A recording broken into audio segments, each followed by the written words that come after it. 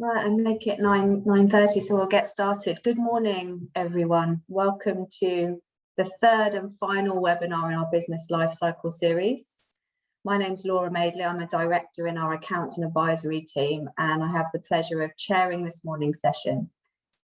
I think it's fair to say the last couple of years have been challenging and continue to be challenging, what with Brexit and COVID, and now the situation in Ukraine and rising living costs. So it's not really surprising we're seeing many businesses, business owners reevaluating their business and their life choices. One thing we're seeing a lot of people considering is their exit plan and thinking about how they can be well prepared for this in advance. So in today's session, we'll be exploring different mechanisms for exiting a business and whether that's through succession, sale or liquidation. As you can imagine, these are all huge topics in their own right. So in the interest of keeping this session to 45 minutes, we won't be able to cover every eventuality, but hopefully we'll offer you an overview of the different options, and our contact details will be available at the end. So you are, of course, welcome to contact any one of us if you wish to explore any of them in more detail. Thank you to those of you who have provided your pre-registration questions. So what we've done is incorporated these hopefully into the presentation, but if you do require any further clarification or if you have additional questions, if you could use the chat function to post your questions, we'll do our best to answer these at the end or we'll pick up with you afterwards. So with that said, I'm joined today by three of my wonderful colleagues who are all specialists in their respective areas, and I want to hand over for them to introduce themselves to you. Thanks, Laura. Firstly, I'm Pete Mills. I'm a senior manager in our business tax team. I specialise in corporate reconstructions as well as advising on the tax implications of buying and selling businesses. Good morning, everybody. My name is Kevin Paget. I'm a director in the corporate finance team. So my role is to basically advise business owners on buying and selling businesses, raising debt and equity to assist transactions, and basically project managing the process from start to finish. Morning, my name's Bethan Evans. I'm a partner and a licensed insolvency practitioner in the business recovery department. So I focus on advising distressed clients and reconstructing businesses, but also I deal with solvent winding up. Thank you very much. Okay, so we will get started. I'm going to just begin by sharing this overview with you, which acts as a bit of a roadmap. We can start the slides. Thank you. And this, you can have a little look at this yourselves and perhaps start to think about where you may sit within this roadmap. So we're going to be asking ourselves several questions as we go through. Is there an attractive internal option? If the answer is yes, what do those internal options look like? So that might be succession to family members, a select group of employees, or in fact all employees, which Pete will talk about in a moment.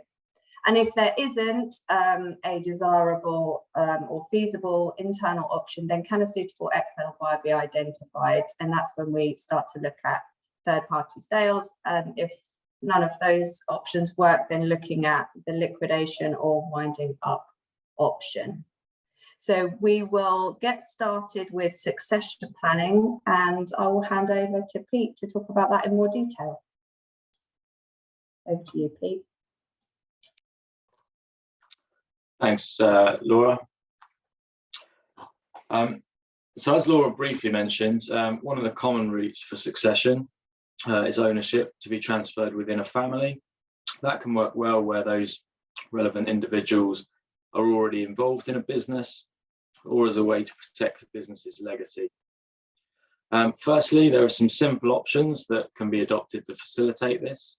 For example, shares can simply be given to those individuals, or they can be left to children or other people as part of an owner's estate.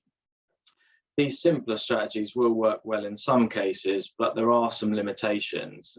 And one of the main ones is that these don't provide a mechanism to compensate the parent for any accumulated capital value. If shares are given away during an individual's lifetime, that also then limits that person's ability to take income, which can also be concerning. There can also be some tax considerations. Gifts are disposals for tax purposes. So capital gains tax charges may arise without any cash actually being created. And there can also be inheritance tax. There are reliefs for both of those taxes if the business is trading, but those can be subject to restrictions for non-trading assets and don't apply for investment businesses like property rental businesses.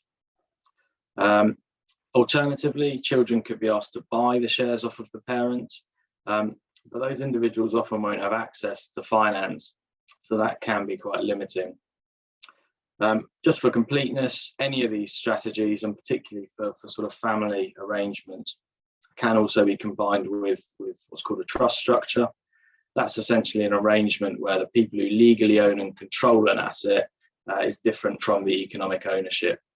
That can provide some additional protections if, for example, parents want some ongoing control during a period of transition, or if they want to provide for ownership to move more dynamically down more than one generation. So another common route for succession then is for ownership to be transferred amongst employees. For example, and as Laura briefly mentioned, if there are a select group of particular employees who have an appetite to take on a business, or as has been becoming a bit more popular over the last few years, if it's felt that actually having all employees participating in a company might improve overall motivation and employee engagement on a wider scale. Some of the considerations here and the basic options for transferring shares to employees are similar.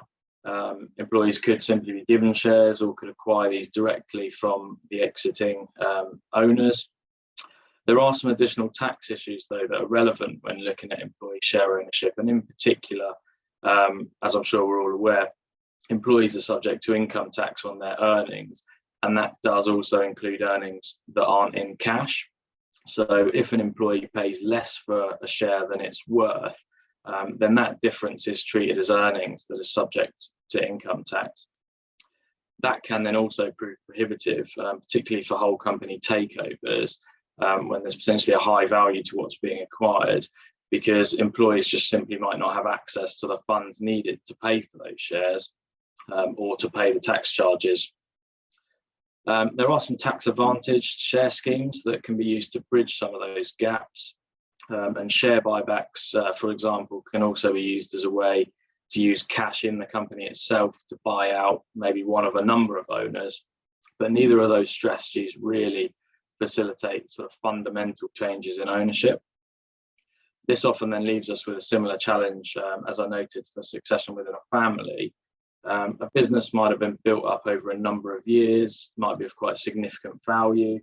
And one of the concerns retiring owners will often have is ensuring that they actually have sufficient cash to live off of during their retirement. And that often means finding a way to realise that value. We therefore often look at other structures to achieve those objectives. And one particular alternative, which is illustrated on this slide, and which can be used to overcome a number of those limitations, is structuring a buyout using a new holding company. So in this context, the way that essentially works is the children or the management team, potentially complemented by some external investment, essentially form a new company which then buys the shares. Whilst this is a bit more complicated and it does require a bit more planning, what it does is provide a lot more flexibility, because it's the new company that's buying the shares, and that can pay for them in a much wider variety of ways. This can actually include out of cash that's already accumulated in the original company. The purchase price can be deferred to be paid up over time, potentially out of future profits, or finance can also be raised externally. And because that finance is being raised by the new holding company, this means the new shareholders, the new management team, etc., don't actually need to borrow personally themselves, which tends to be lower risk. In terms of the tax position, The proceeds in this arrangement are likely to be subject to capital gains tax, so that's a tax rate of up to 20% for the selling shareholders. Business asset disposal relief might also be available if the business is trading, and that's a reduced rate of capital gains tax of 10% on up to £1 million of eligible gains during an individual's lifetime. It is worth noting there are some anti-avoidance rules which can apply in these types of transactions, but in broad terms, as long as everything's being motivated by commercial sort of motives, it's generally possible to get sort of advanced clearance from HMRC that those shouldn't apply. I'm now just going to hand over quickly to Kevin, who's going to talk through some of the practical and financial considerations applicable to, in particular, management buyouts. Yeah, thanks, Pete. So, yeah, if you're approaching a management buyout, there's three things really to consider. I suppose the first one is feasibility. You know, is it possible to do a management buyout? Is there an experienced management team in place, and has the company shown a good track history of profitability? Those are always good starting points. And then the other point that most people are kind of querying is really, you know, valuation. Am I going to get the same value if I sold to the management as if I sold to a third party trade buyer? Generally for privately owned owner-manager businesses, valuation is based on a multiple of what's called maintainable EBITDA, earnings before interest, tax, depreciation and amortization, which is really the cash flow generation from the operating activities of the business. We'll come back to a little bit on how to get to that figure later when I talk about valuation. And multiples are very dependent on a number of factors, depends on the sector, the growth rates of the business, the customer concentration, a number of factors. So it's not an exact science, but it can be, we can do a whole presentation on that alone. And then the third thing is funding. So, okay, you've got a management team who would like to buy the company. How are they going to get funding? So the four areas are that the vendor defers the consideration, and the consideration is paid out of future profits, that you raise debt, and that's leverage either against the assets within the balance sheet, so it might be debtors, stock, capital equipment, property, or even against the cash flow generation of the business. There's a private equity market, generally looking at bigger businesses, but they're awash with cash, so they're looking for investments.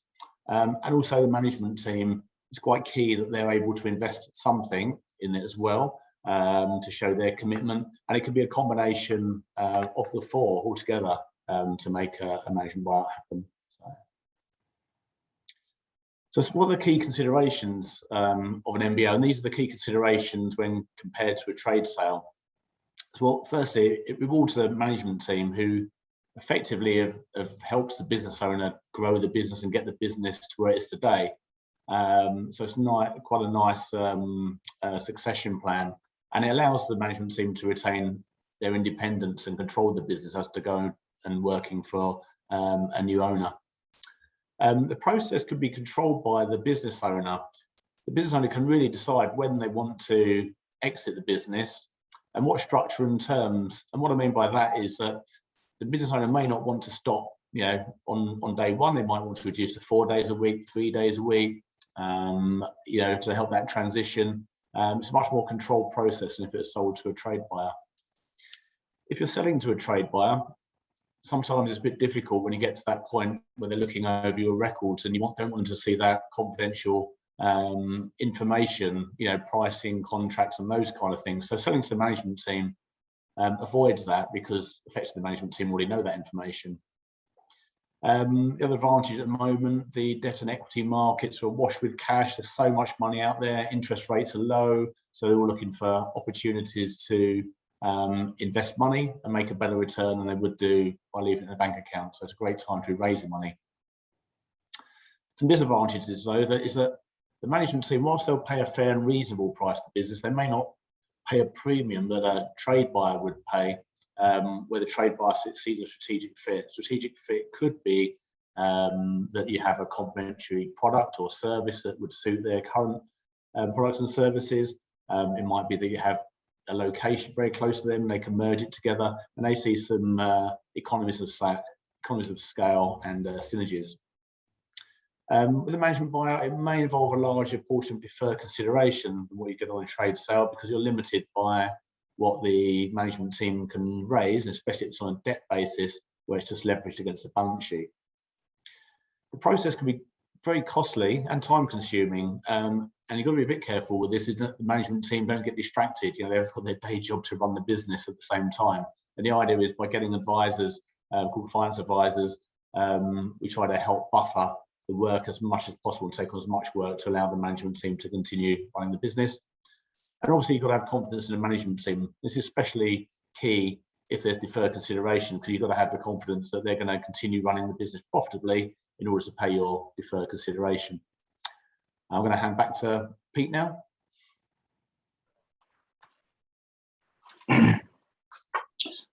Thanks, Kevin. So that holding company or management buyout structure that was referred to on the previous slides is working on the premise that a group of select individuals will acquire the business and take ownership. Another model that's worth noting, and as I said, this has been becoming a bit more popular and gaining a bit more profile, particularly following some tax reliefs that came into effect a couple of years ago, is what's called an employee ownership trust. And that's essentially a vehicle, a trust, that's set up for the benefit of all employees on largely equal terms, as opposed to for those specific individuals. This trust is then normally funded by the company, and it's the trust that acquires the company from the previous owners. In the current climate, I think recruiting and retaining staff seems to be a real challenge that we're seeing businesses across a number of industries experiencing.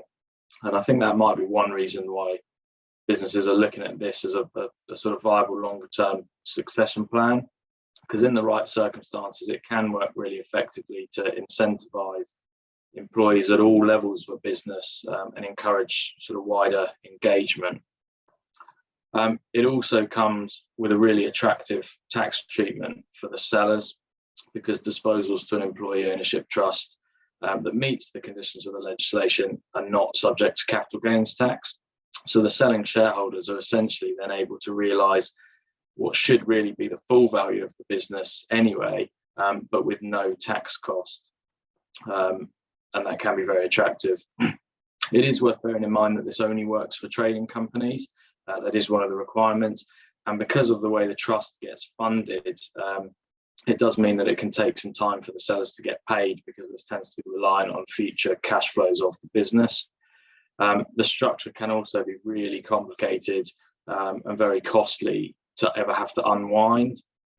So it is important that all of the parties are comfortable it's sustainable and fit for purpose for the long term. Hopefully that gives a bit of flavour of some of the options that might be relevant for succession of a business. And I'll hand back to Kevin to talk through some of the considerations relevant to selling businesses to third parties.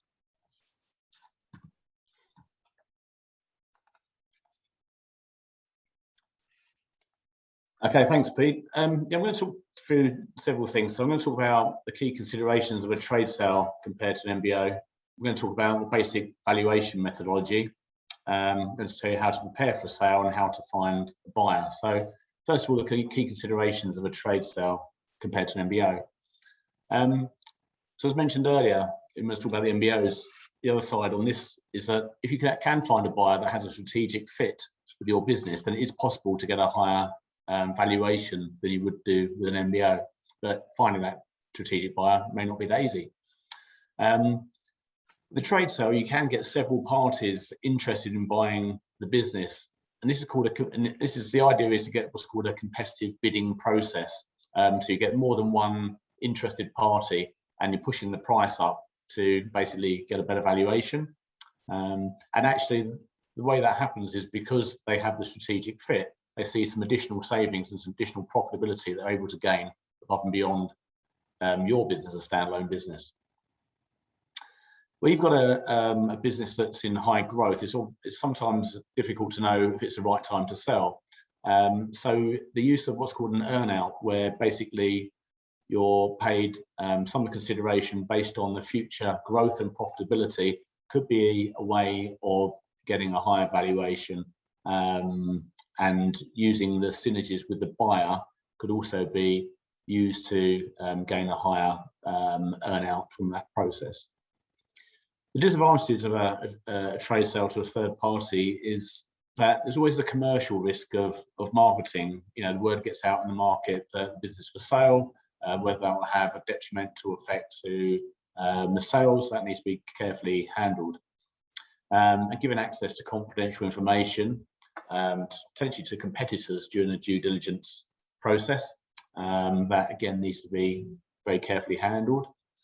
The final thing really is that with a trade sale, because they don't know the business like a management team would, there's generally a high level of warranties, indemnities that are given in legal documents. So anything that comes out of the woodwork relates to the time prior to the sale, the buyer would be able to come back to the seller to be indemnified against.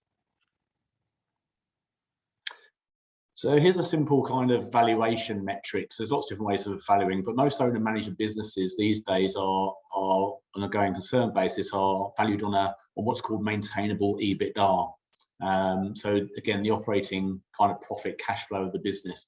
As just an example, I'm just going to run through some numbers just to give it some context. So let's say we've got a maintainable annual EBITDA of 200,000, but then most owner manager businesses are run, should we say, tax effectively. Sometimes, you know, the owners take dividends, sometimes they own the property. So we look at what adjustments would need to be made to that profit to see what the ongoing maintainable adjusted EBITDA would be. So for example, if the owner's taken a salary of £50,000 from the business, and that owner isn't going to be involved in the business anymore, then in theory, as long as that person's not being replaced, the profit should be 50,000 higher, so 250,000 as a simple adjustment. Then we apply a multiple to that figure. Won't get into the details of multiples on this because it's a very specific subject, but in this case I've used a multiple of 4, which gives what's called an enterprise value of £1 million.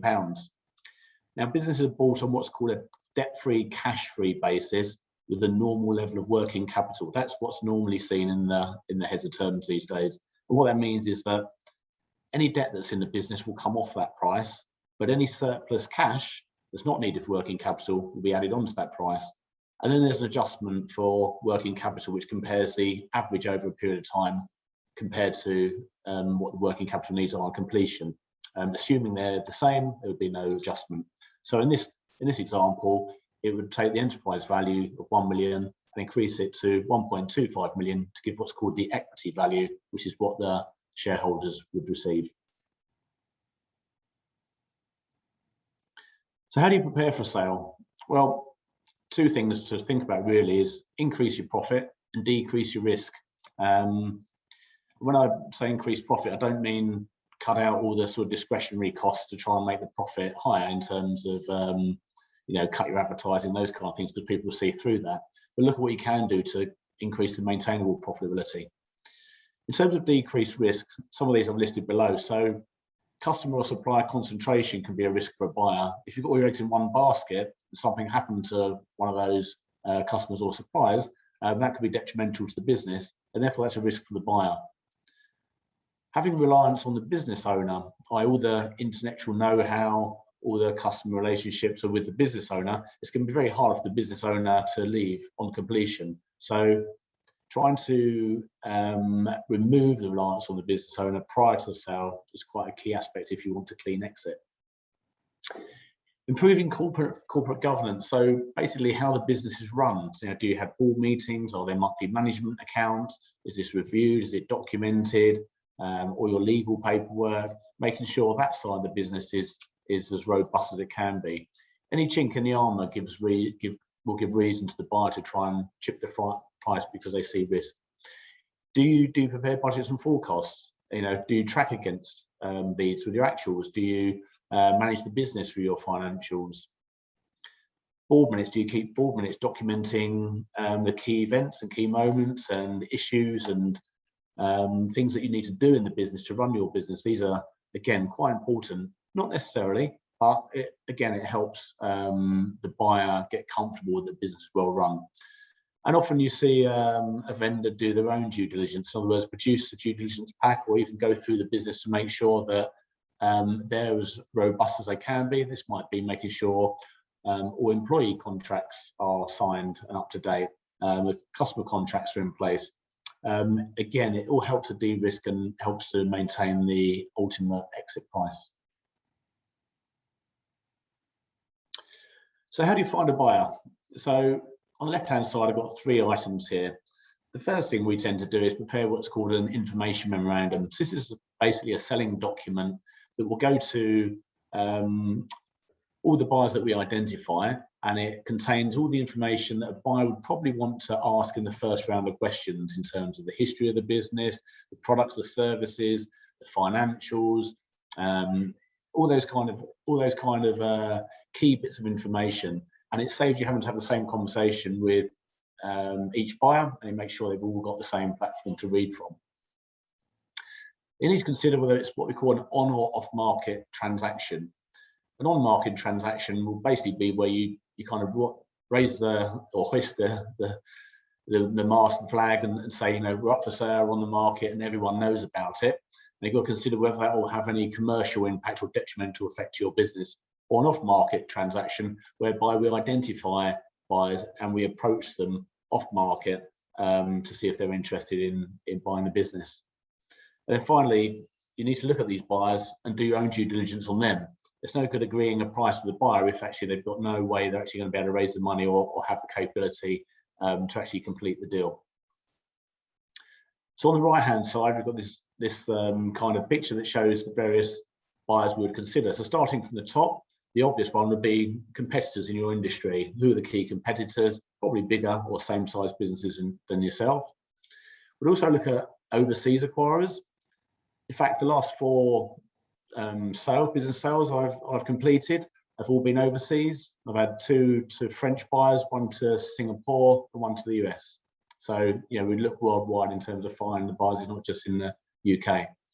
Finding the strategic fit is key. So when we do our research, we look for where there may be someone who's not in your industry, but someone who may be complementary to your industry to see if there's an angle there.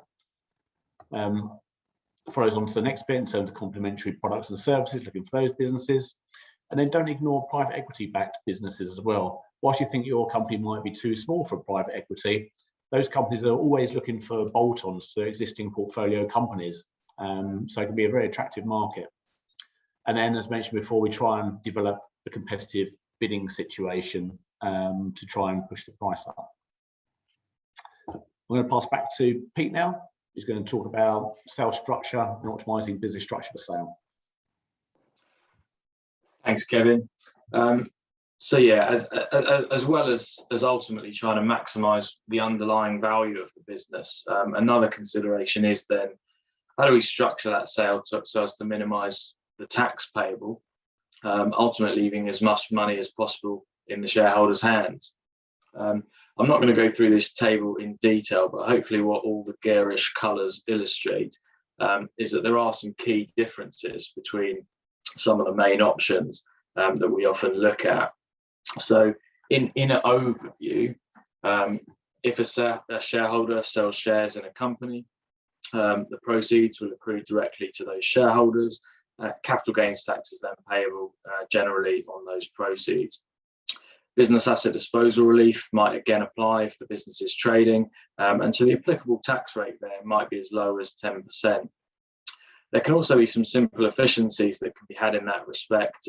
Firstly, making sure that the relevant conditions are met and doing that exercise far enough advance that remedial action can actually be taken if there are any complications.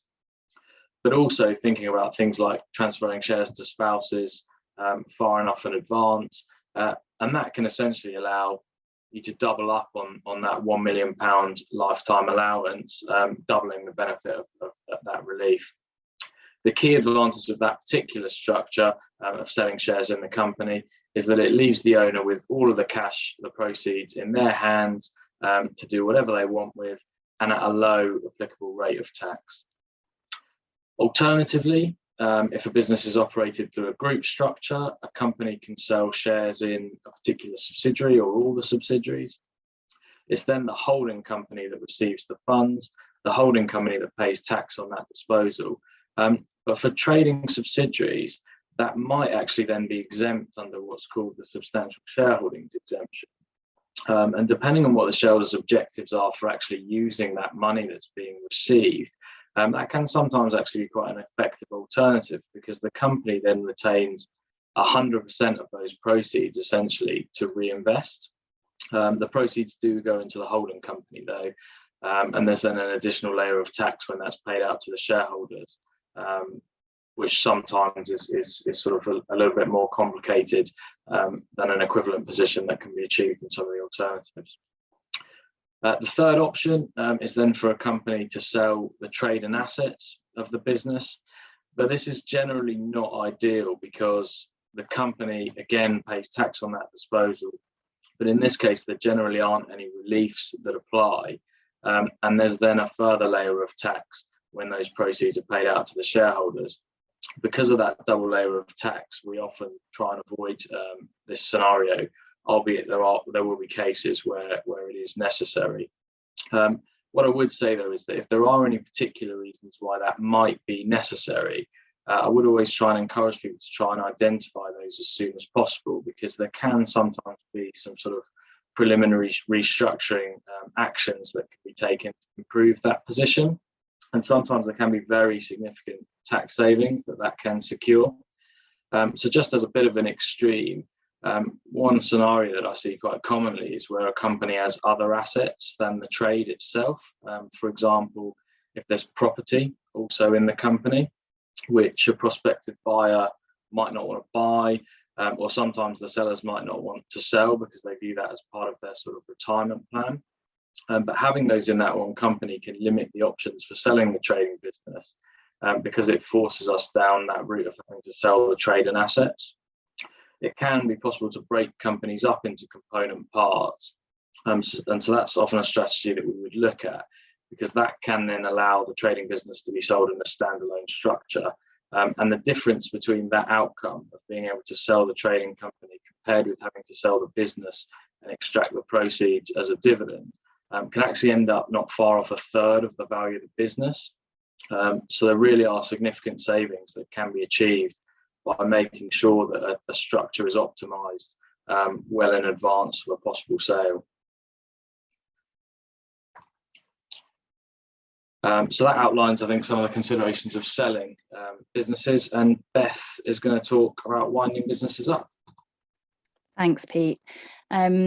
So there will be times when a sale might be more attractive if it's a business and asset only sale, and I just wanted to touch on that briefly. So, for example, if there's an underlying business that's really good, but there are very large contingent claims.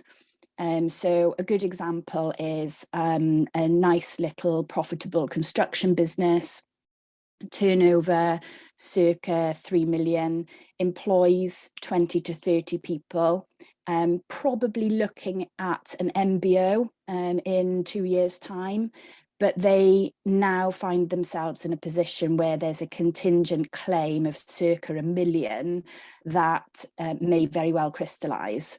Now, in this scenario, the business may want to advance the time frame for sale, but instead of that sale being through an MBO, it might be through what we call a prepackaged sale in administration. And we'd sell the business and assets only, so that the purchaser wasn't taking on that contingent liability and that risk.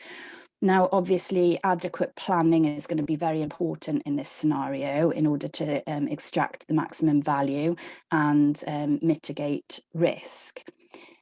Benefits, what are the benefits? Well, those are business continuity and continuity of employment, and potentially increased future profitability. But the liabilities are going to remain with the corporate vehicle, and that's then going to get dealt with by the insolvency practitioner through an administration.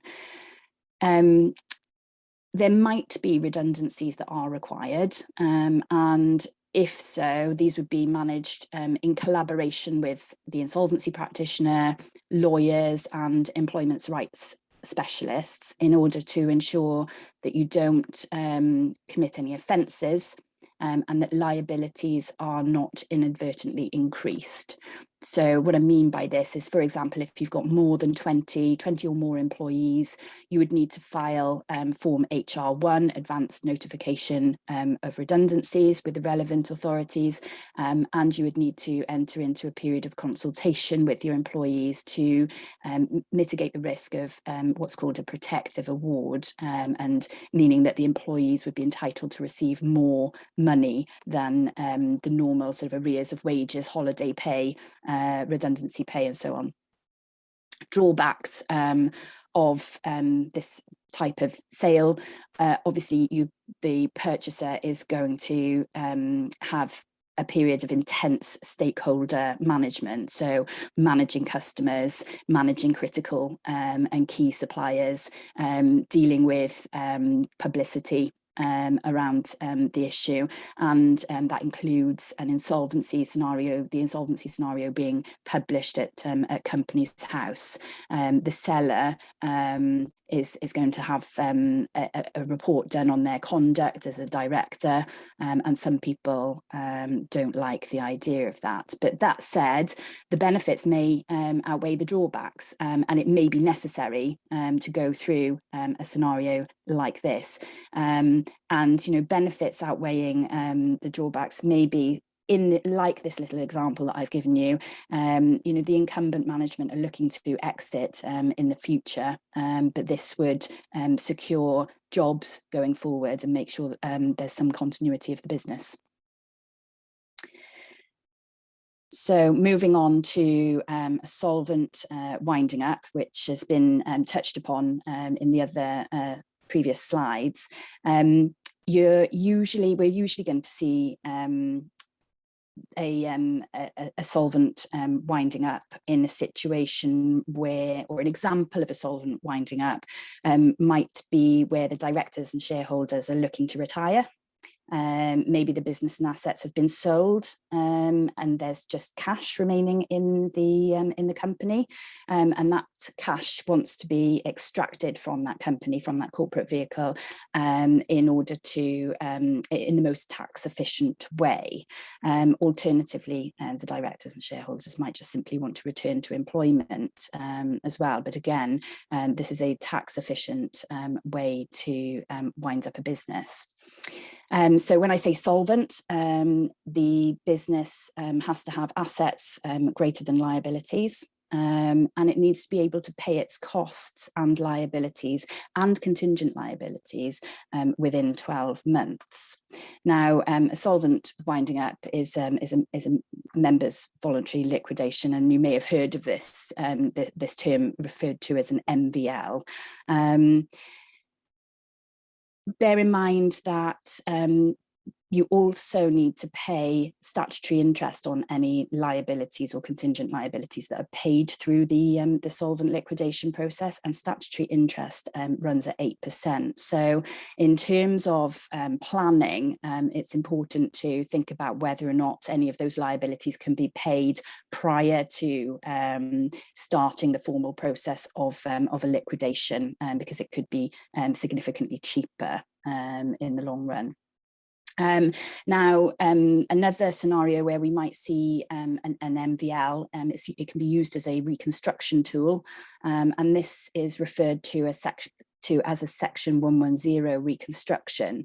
A quick example would be a scenario which I think Pete alluded to, where you've got a company with different activities in it, or different divisions maybe, and only part of it is wanting to be sold, in which case the company needs to be reconstructed or restructured in order to split the divisions and prepare them for sale. So that's where we can come in as insolvency practitioners and assist with this MVL in collaboration with the tax advisors, accountants, and lawyers, in order to make sure that the maximum benefit is gained. So what are the other benefits? It's obviously tax planning, and Peter's already briefly spoken about business asset disposal relief, and how important it is to plan in advance, especially if you're considering a winding up. It's all well and good focusing on cost-saving measures, including the tax mitigation, but don't lose sight of risk, and it's important to make sure that you have your professional advisors overseeing the position to make sure that nothing gets missed. You don't want to miss liabilities, and you don't want to make a false declaration of solvency, saying that the company is solvent when maybe it's not, because that would be an offence. And obviously you don't want to forget an asset either, because that would end up with the Crown upon dissolution, and frankly they've got enough. Clearance might need to be obtained from HM Revenue and Customs prior to liquidation, and consideration also needs to be given to that, as well as the timing of the liquidation. So another reason why tax planning and collaboration with your advisors is very important. So finally, I just wanted to touch on a winding up, and obviously I've talked about a solvent winding up. Now, there is, as we all know, a type of winding up that's an insolvent winding up as well. But either one, it brings an end to the company, and it's a way of formally winding up a company when you've no longer got a need for that corporate vehicle. It is, however, possible to wind up a business and finalise business activities and then just simply dissolve it from the register. This might be appropriate if they are, if the assets are sufficiently low. And again, I would say, you know, the collaboration with your tax advisors and your accountants in that regard would be important. And, you know, if they're low enough, then you're not going to need to do a formal solvent winding up. But at the same time, dissolution does carry risks, and some boards prefer to go down the formal route rather than carrying the risk. It's an offence to dissolve a company from the register where it's got liabilities. And in doing so, you would run the risk of being prevented from being a director for between 2 and 15 years. There's recently been increased concern over this, where companies are being dissolved as a way of avoiding repaying the likes of bounce back loans that were obtained during the height of the pandemic. So I think it's more likely that we're going to see more scrutiny and possibly more action being taken in this regard by the Insolvency Service. If a company is found to be insolvent, so it's unable to pay its liabilities as and when they fall due, and its liabilities are greater than its assets, then an insolvent winding up would be appropriate. This is going to obviously mitigate your risk as a board, and most people that find themselves in a position where they're facing insolvency are probably going to find it quite distressing, and emotions are going to run high, so are going to want to be supported through it. So speak to your professional advisors in order to get assistance. And that is me done, and I think I'm within time, Laura. Excellent. Thank you so much to our panel. What an informative session. So I did say there would be a lot of content, and we wouldn't be able to touch on everything, but hopefully this gave a really good flavour of the options available. You will get a recording, so if you need a bit more time to digest all of that, it wouldn't surprise me if you do, then that will be available, and we are here as well if any other questions arise. Before we do get to the panel's key takeaways and any questions, if you have a moment just to respond to our poll, that would be very helpful. So this is what you would like to understand a bit more about, so we perhaps know how to target webinars in the future and send you on some more information. So the options are there: funding, passing business to children, optimising business structure before sale, MVLs, S110 reconstructions, debt management options, MBOs, valuations, and transitioning to all employee ownership. So I'll give you a couple of moments to respond to the poll. And just while you're finishing that, I think certainly the takeaway for me, and just to reiterate, just thinking ahead, that really getting the timing right. There's a lot that can be done in advance, even if you think that exit or succession is a bit in the future. At the moment, just starting to get everything in place now is really, really important. And hopefully that's given all of you a chance to respond to the poll. I'm going to just quickly go back to the panel for a final roundup and just ask each of them for their key takeaway points. What should we be taking away from today's session? Let's start with Pete. You went first. Let's start with Pete, whose takeaway you've just stolen.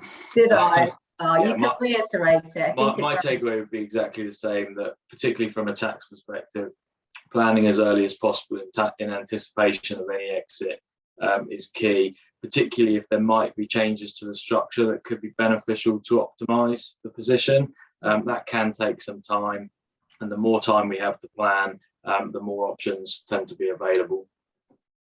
Yeah, agreed. Thank you, Pete. Kevin?